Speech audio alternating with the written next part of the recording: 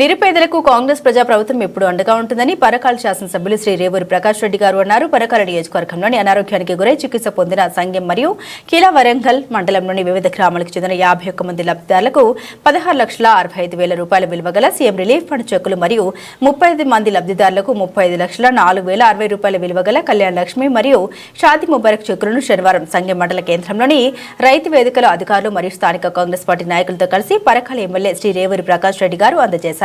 ఈ సందర్భంగా ఎమ్మెల్యే శ్రీ రేవూరి ప్రకాష్ రెడ్డి గారు మాట్లాడుతూ పేదలకు కూడా కార్పొరేట్ స్థాయిలో వైద్యం అందాలనే ఉద్దేశంతోనే సీఎం రేవంత్ రెడ్డి గారు ముఖ్యమంత్రి సహాయ నిధి పథకం ద్వారా సహకారం అందిస్తూ ఉన్నారని పేర్కొన్నారు. నేషనల్ హైవే అయితే గతంలో తొందరపడి వీళ్ళు అవార్డు పాస్ చేయడం జరిగింది. పోయిన తహసీల్దార్ కానీ పోయిన కలెక్టర్లు వాళ్ళు ఒక రకంగా తొందరపడ్డారు. అవార్డు పాస్ చేసినాము అని అంటే మన హక్కులు కోల్పోయినట్టే.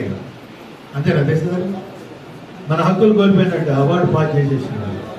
నేను వచ్చిన తర్వాత నా దృష్టికి తీసుకొచ్చిన తర్వాత నేను కలెక్టర్ గారితో 2 మీటింగ్లు అయింది.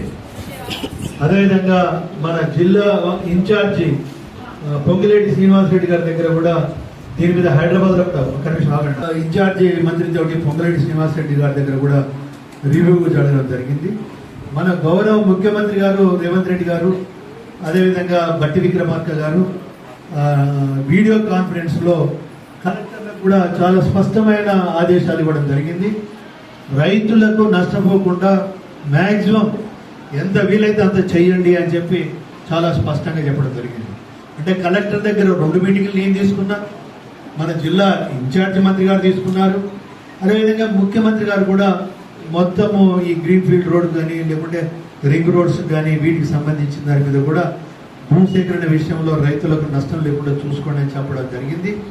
తొందరలోనే మీకు ఎంత వస్తుంది అనేది కూడా వివరాలు చెప్తాము. ఎందుకంటే మళ్ళీ కూడా కూర్చుంటున్నాం కలెక్టర్ గారితో.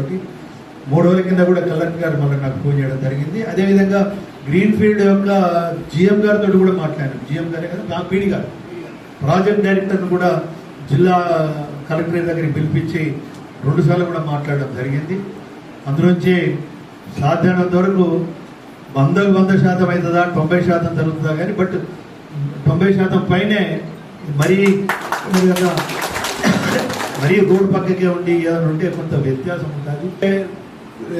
అడ్వకేట్ తిట్టుబడి కావచ్చు నన్ను కానీ